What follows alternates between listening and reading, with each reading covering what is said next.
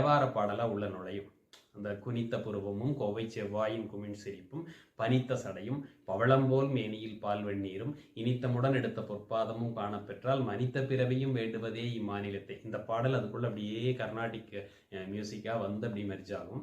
கர்நாடக இசையோடு சேர்ந்து அப்படியே இந்த ஃபோக் சாங்கோடு அது ரெண்டும் அப்படியே செம்புல பெயர் நீர் போல் அன்புடை நெஞ்சம் தாம் கலந்தனவே என்பதை போல அப்படியே ரெண்டும் மெர்ஜ் ஆகும். அப்படியே மெர்ஜாகி இந்த ஃபோக் சாங்கில் இருக்கிற அந்த வேகம் கொஞ்சம் கொஞ்சமாக கர்நாடிக்கோட அந்த மெர்ஜானதுனால அது அப்படியே குறைஞ்சு அடிராக்கம்மா கையத்தட்டு என்ற அப்படியே ஸ்லோவாகி அந்த பாடல் அப்படி போய் ஒரு முடிவுக்கு வரும்.